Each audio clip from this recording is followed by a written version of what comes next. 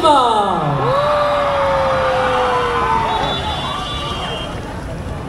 Check.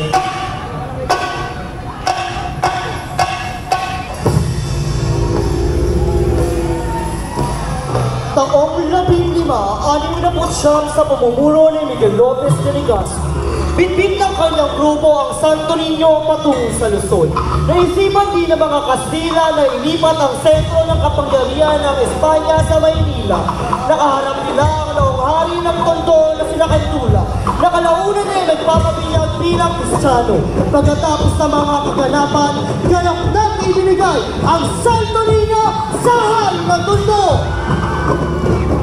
At sa mismong kinatatayuan ng tahanan o kaharian ni Cantula, noon na isipang tayo ang simbahan ng Santo Niño ni Tondo.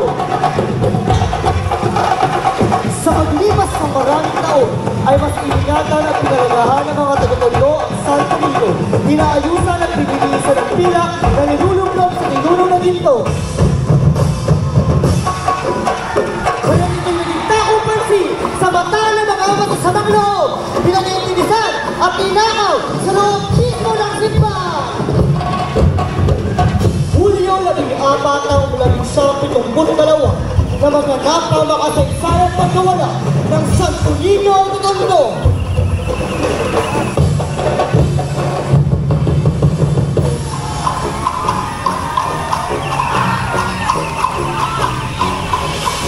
Isang nasabi, isang bagyo ang humagupit sa mga lalawigan sa Luzon.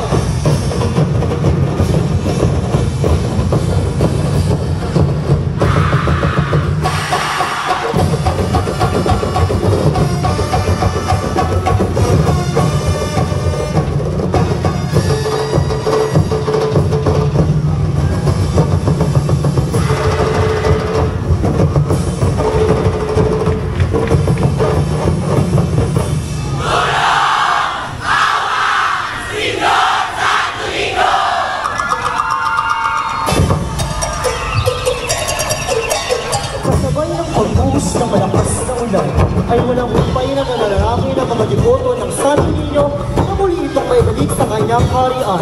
Isa ang naong alkaide ng Maynila ang tumulong manawagan upang maibalik ang Santo Niño nang sa ganon ay matigil na ang dilubyong kanilang kinakaharap.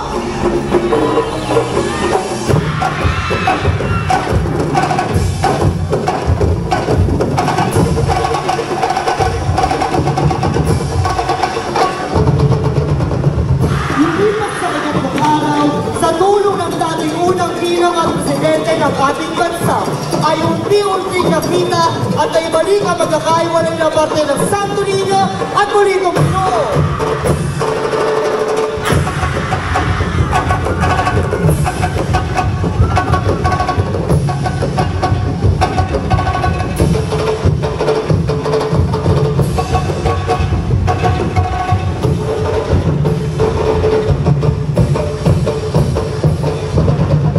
Agosto 2, taong 1972, nakipresisyon mula Malacanang pabalik sa dambana ng Tondo ang Santo Niño at nang muling naibalik ang imahe sa kanyang harian ay milagrosong araw at tumigil ang pagbuhos sa malakas na ulan.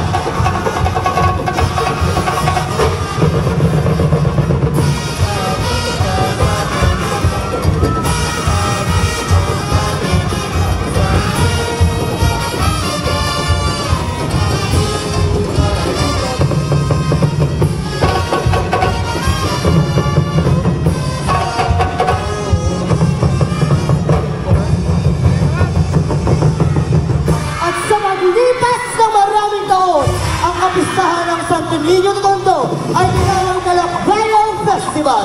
Lakbayan na hakang silitang lakbayan sayaw. Kalidad sa libo-libo mga deboto. Pinpin ng kami nila Santo Niño kasi nasabay-sabay dito sayaw. Bilang pupuri at kasalanan sa pagkakahan